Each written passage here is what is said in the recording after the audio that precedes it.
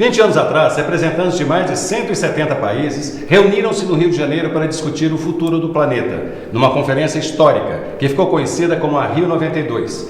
Dela nasceram vários acordos importantes, entre eles a Convenção sobre Mudança Biológica, para promover a conservação da biodiversidade. Agora, em 2012, milhares de governantes, diplomatas, ambientalistas, empresários, cientistas e outros representantes de 190 países ao redor do mundo estavam no Rio de Janeiro para a Conferência das Nações Unidas sobre Desenvolvimento Sustentável, a Rio+20. No Culto Circuito de hoje, eu converso com o advogado ambiental e presidente da Comissão do Meio Ambiente da OAB, Rufino de Souza, e os ambientalistas Marta Augusta e Wilson Acácio, que é presidente do Grupo Ambiental Salva Terra. Sejam muito bem-vindos ao nosso programa. Bom, de cara vamos perguntar, a Rio+20 de fato valeu a pena? A Rio+20 valeu a pena, que é sempre uma iniciativa, né, Leão, de sensibilizar as pessoas. Mas ela foi tímida, os resultados foram tímidos. Na questão da saúde, na questão da mulher, a questão dos oceanos, tudo foram assim, os acordos foram muito tímidos. O que a sociedade esperava foi descartada, porque o documento inicial previa o quê? O direito da saúde da mulher, seria o direito do aborto, e isso foi descartado, inclusive por conta do Vaticano. Então, o que a gente pode levar em conta é que as pressões foram muitas, em função dos direitos das minorias. Então, igreja pressionou, os grandes países pressionaram muito na questão da economia verde, que a economia verde nada mais a gente entende assim, que seja um disfarce para as os grandes países se apropriarem dos ecossistemas e mandarem a conta para eles poluírem e mandar a conta para os pobres, para os países mais pobres pagarem. E a preocupação maior quando a gente fala na economia verde é essa questão de se apropriarem daquilo que é um bem comum e isso ser taxado.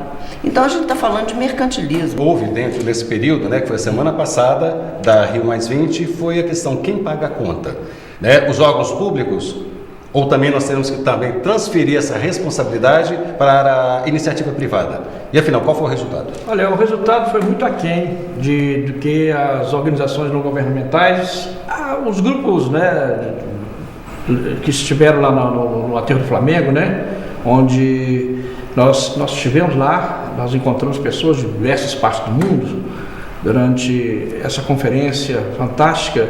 Mas o documento oficial ficou muito aquém do esperado, né? Basta dizer que o próprio presidente da ONU, né, Ban Ki-moon, falou que esse documento foi muito tímido. O presidente da França também, o presidente de Cuba. Enfim, o que se viu foi um discurso da sustentabilidade e aqueles que poderiam financiar essa transição, né, para um mundo melhor, o futuro que nós queremos. Esses países se recusaram a financiar os países em desenvolvimento, os países pobres, que não têm recursos para isso. Você esteve na Rio+20 semana passada e verificou lá e participou de um encontro, né? Parece que é um encontro mundial de juristas no meio ambiente, onde foi discutido o princípio da não regressão. Afinal de contas, o que é isso? Os juristas vêm observando que, na verdade, as leis de proteção do meio ambiente, como o Código Florestal, né, eram muito eficazes, mas, no entanto, devido a essa crise econômica, alguns países vêm se mostrando, manifestando o seu desejo de flexibilizar essas leis. O primeiro exemplo dessa questão foi a saída do Canadá do Protocolo de Kyoto. E mais pontualmente no Brasil, o Código Florestal, a revogação do Código Florestal é o exemplo de que as leis estão retroagindo para pior, né? Porque as leis... Você considera as leis hoje ambientais no Brasil são retrógradas, são ultrapassadas? As leis ambientais, elas são pautadas nas ciências ambientais, como o Código Florestal de 65. O Código Florestal ele é plenamente eficaz no plano de proteção do meio ambiente. Mas essa lei ela não se tornou efetiva ao longo dos anos por pressões diversas. Pressões da bancada ruralista, da bancada do agronegócio, que impuseram sua força no sentido de revogar uma lei, né, protetiva, eficaz ambientalmente, né, falando, né, a revogação desse Código Florestal por uma lei que anistia, né, desmatadores, uma lei que promove o avanço da fronteira agrícola em direção à floresta amazônica, ao cerrado, representa um retrocesso. O que precisa, na verdade, para mudar? O que seria para avançar nos problemas de sustentabilidade, o próprio meio ambiente, para a preservação? O que tem que mudar mais urgente nessas nossas leis? Na verdade, as leis brasileiras, a Constituição que é cidadã e ecológica, a Constituição de 88, ela restabelece a democracia e a primeira Constituição ecológica.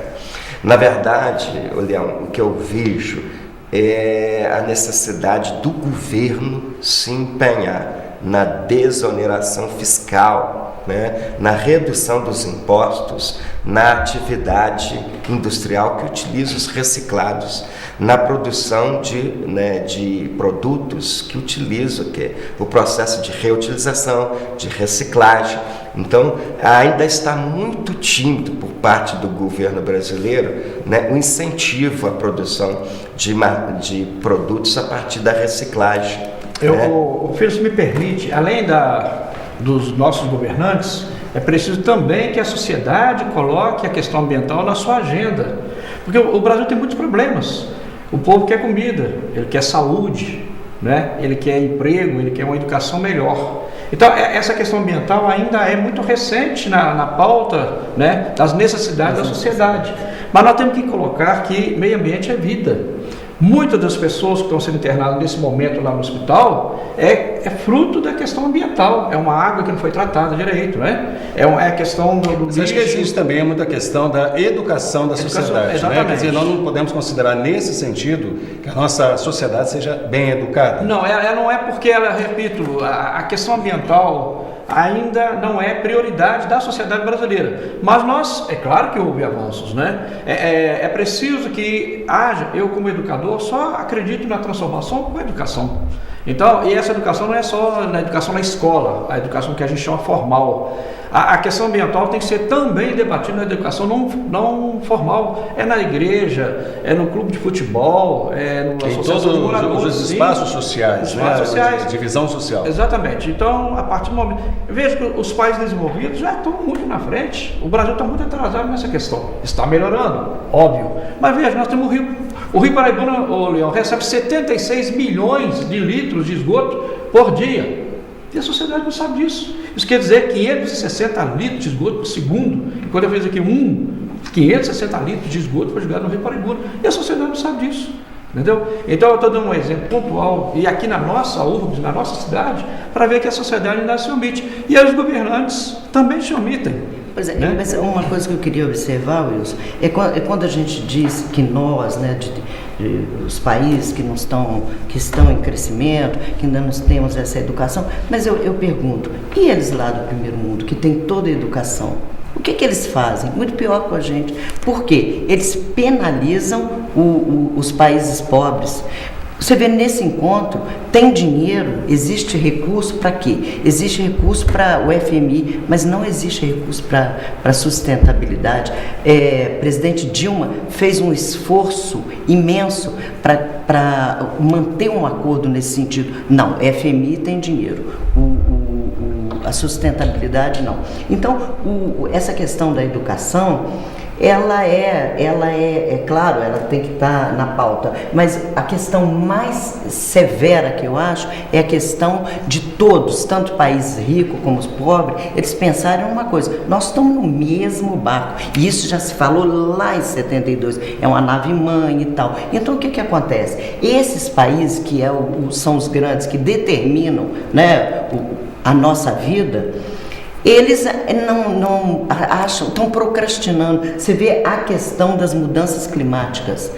O acordo era para 2030. Não, vamos ter tempo, não vamos mexer nisso não. Pode emitir, pode fazer, pode acontecer. Isso seria uma questão muito urgente. Isso significa muita omissão dos países em desenvolvimento, dos países desenvolvidos, dos né? países, porque países emergentes. Eles é que são responsáveis. Essa questão das mudanças climáticas, que elas foram até para 2000, seria para 2030? Não, vamos esperar um pouco. E o próprio presidente da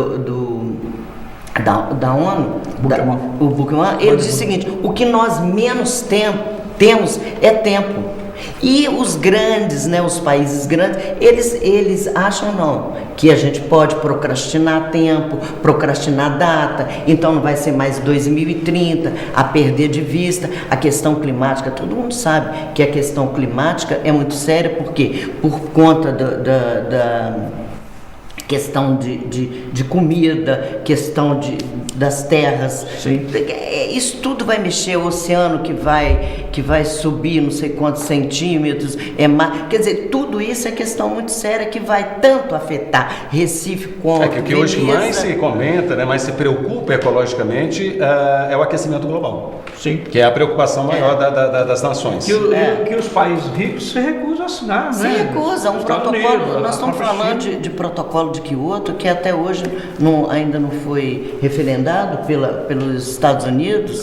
Quer dizer, é assim, os grandes vêm, fazem aquilo tudo. Então, eu acho, sem pessimismo, mas eu acho que o mundo, o futuro que nós queremos, não foi aquele decidido esses dias em 2012, na Rio 2012. Não, certamente não. Não é o futuro dos países pobres, é o futuro que as grandes nações querem para nós. É um retrocesso muito grande. Nós vamos dar um rápido intervalo e voltamos já com o Curto Circuito para falar mais um pouco da Rio Mais Vídeo. Até já.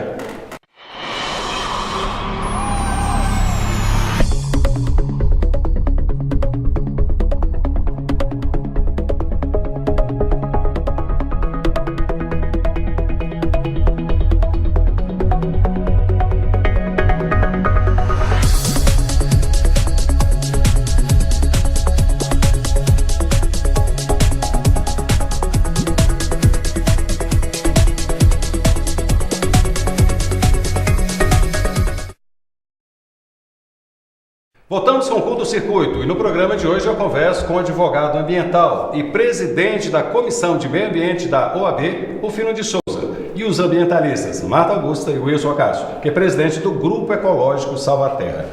Bom, nós discutimos muito sobre a Rio Mais 20 no bloco anterior. Vamos falar agora Salvaterra, do Grupo Ecológico Salvaterra. Afinal de contas, Rufino, dá uma definição para a gente do que é RPPN, que é Reserva Particular de Patrimônio Natural. Existe uma lei que protege ou dá proteção especial a espaços que têm atributos ambientais, né? E essa lei ela define que a RPPN é um modelo de unidade de conservação, né, que representa um espaço que tem um atributo ambiental, né, reserva particular do patrimônio natural. Então, seria mais ou menos uma doação, né?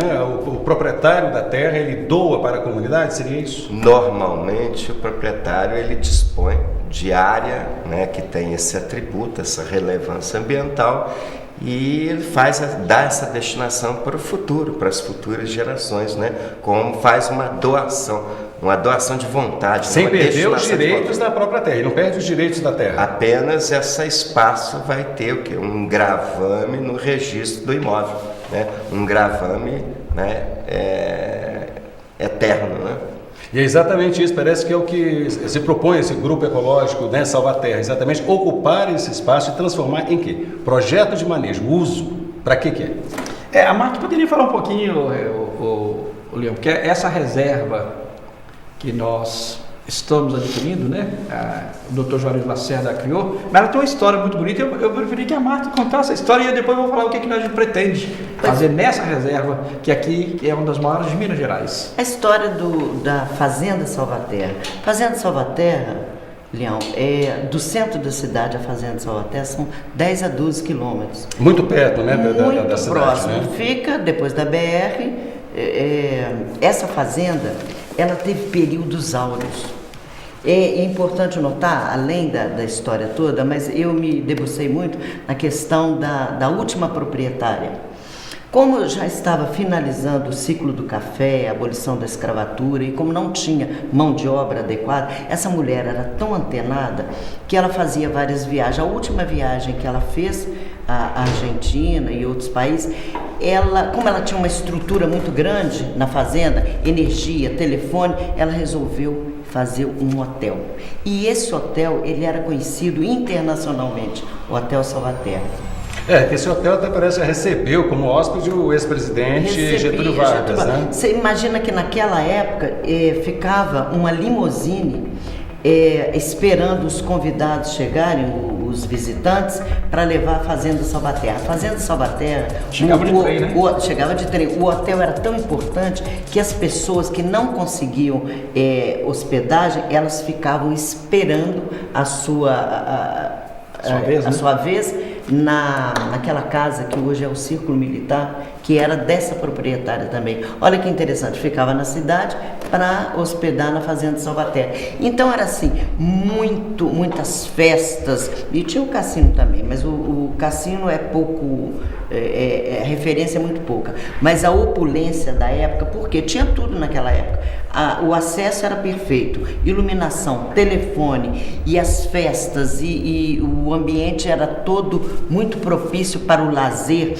E engraçado que ela também, essa proprietária, que descobre que lá na Fazenda Salvaterra tinha fonte de tório. Um dia ela acordou e na garrafa ela viu que tinha uma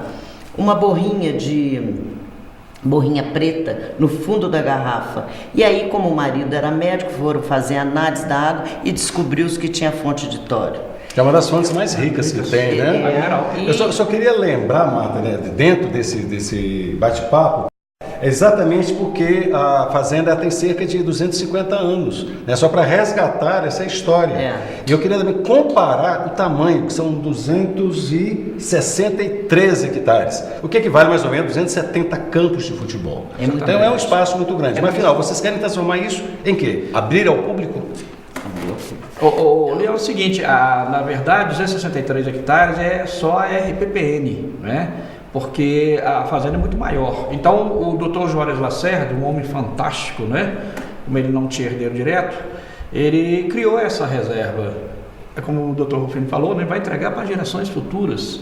Então, essa reserva tem um patrimônio ecológico fantástico. Lá tem mata atlântica ainda, tem muita água, apesar, infelizmente, o lixão jogou muito lixo na região, né? Ainda tem muito bicho, muitos animais. Então, o que a gente pretende? Como essa reserva precisa, né, de uma gestão ambiental, nós estamos criando uma fundação que leva o nome do Dr. Celso Juarez de Lacerda, que foi o fundador dessa RPPN, e a dona Norma Valdo Rio, que é a esposa do Dr. Celso Juarez de Lacerda, está doando esse patrimônio para essa fundação que o Grupo Ecológico Salvaterra está imbuído, foi credenciado pela dona Norma, de gerir essa fundação Celso Juarez de Lacerda. E o Dr. Rufino está providenciando toda a documentação, né, todo o ente jurídico. Nós vamos receber esse patrimônio e ali sim nós vamos resgatar a história. Nós vamos fazer com que a parte cultural da cidade, da cidade vai ser vamos construir um centro de educação ambiental. Nós vamos criar ali, se Deus quiser, talvez o maior horto florestal de Mata Atlântica do Brasil. Nós tivemos aqui a presença do Dr. Guilherme Lacerda, que é o diretor de meio ambiente do BNDES. Ele ficou entusiasmado, né, com aquele patrimônio. Então é o investimento, né? Agora é busca de recursos para o investimento e transformar essa área numa área ambiental preservada e oferecer para o quê? Para a sociedade. Por ser uma fundação, nós vamos buscar parceiros, né? As empresas, né? O BNDES, o Ministério do Meio Ambiente. Então a gente vai fazer ali um bloco de entretenimento, um bloco de educação ambiental, de cultura, né?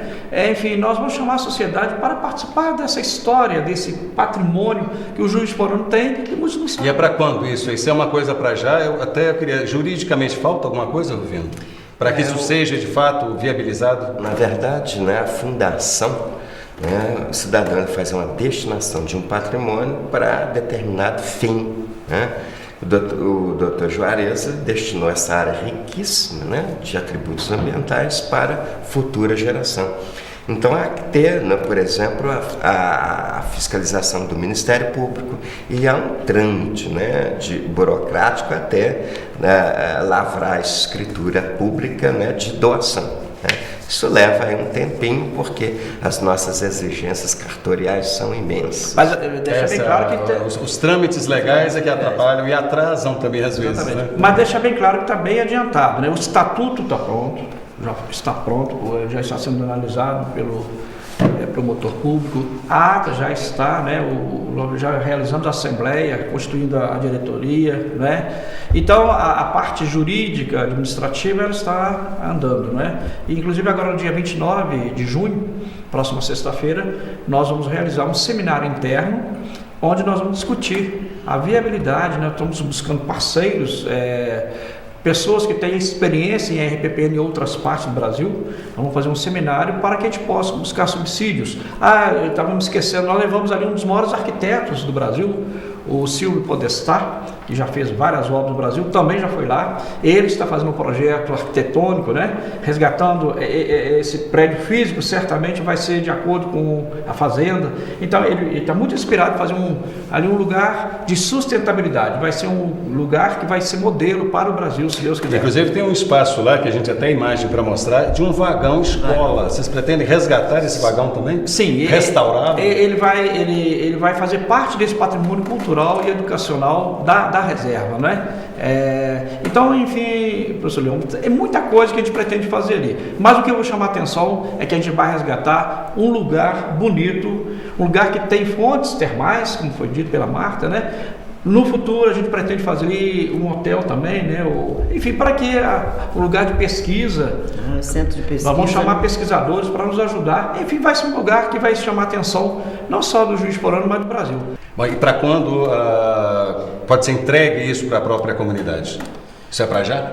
Olha, a gente espera até o final do ano, porque o BNDES, através do seu diretor do meio ambiente, ele esteve aqui, porque nós temos um chamado Fundo Mata Atlântica. Há recursos públicos, é um fundo perdido, né? Então a gente já vai elaborar os projetos, né, de acordo com a lei, e esses projetos serão feitos por uma equipe inter e multidisciplinar de engenheiros, geógrafos, advogados, enfim, todos nós, e a gente já vai submeter a financiamento do BNDES. Há possibilidade de, ainda esse ano, nós temos o recurso, eu repito, do Fundo Mata Atlântica, para que a gente possa recuperar aquele espaço e deixar bem claro que o horto que nós vamos produzir ali, né, o viveiro, ele vai ser para distribuir mudas da Mata Atlântica, espécies da Mata Atlântica, para todos os estados aqui do Sudeste e do Brasil. Ele certamente vai ser o maior horto de produção de Mata Atlântica do Brasil. Eu queria agora resgatar um pouquinho que a gente conversou lá no primeiro bloco, Rio+20. Acabamos de assinar um acordo, mas parece que esse acordo da Rio+20 não foi muito aceito, principalmente pelas ONGs e pelo próprio Brasil também. É possível, com esse acordo que foi feito, esse documento que foi feito, que está sendo tão questionado, salvar o planeta com esse acordo? O acordo ele propôs premissas, né, princípios, diretrizes, mas o que falta ao acordo? Falta ao acordo um fundo, implementação de um fundo de recurso financeiro, falta a esse documento, né, prazos, estabelecer metas e prazos, né? Então, na verdade, esse acordo ele depende, eu acredito, de pressão popular, e a sociedade ela deve avançar, né, na questão do interesse local, agir localmente pensando mundialmente, né? Então é importante, né, que nós estamos num ano de eleição, que a gente começa a discutir as prioridades ambientais em cada cidade, né? Uma vez que o cidadão mora na cidade. Então nós temos que agir na nossa cidade. Com o ambiente próprio. Sim. Você acha que esse acordo vai contemplar, Marta? Eu acredito, Eduardo, que o interesse econômico sobrepôs sim a sustentabilidade, a equidade e a justiça social. Acredito firmemente nisso. Esse acordo ficou muito aquém das necessidades de justiça e, torno a repetir, de equidade e de sustentabilidade. Wilson? Olha, eu sou um pouquinho otimista. A partir do momento que você teve discussões paralelas, né? Porque lá no Rio Centro, estava lá os governantes, etc. Mas nós tivemos, eu disse, né? A questão dos prefeitos. As 59 maiores cidades do mundo reuniram-se, através de seus representantes, num espaço que trouxe documentos fantásticos. A questão da reunião dos cientistas lá na PUC também é uma prova. A reunião no Aterro do Flamengo, onde ali mais de 40 mil pessoas de várias partes do mundo reunidas. Então, há uma esperança. Se o documento maior, que de 80 páginas pulou para 49, e o Brasil nesse aspecto, a nossa diplomacia foi muito criticada, está sendo criticada, né? Tentou-se atender a Deus e o diabo e deu nisso, né? Então, eu acredito que haja esperança, e o Rufino disse, se houver a pressão da sociedade, obviamente esse documento ele vai ser colocado em prática. Queria agradecer a presença de vocês, Rufino, Marta, Wilson, sucesso na RPPN e que dê certo, que seja entregue rapidamente para a comunidade da cidade. E o Culto Circuito fica por aqui, mas você pode participar do nosso programa pela internet, acessando nossas páginas no Twitter, Facebook e no nosso canal de vídeos no YouTube. Então todos, uma boa noite e até a próxima.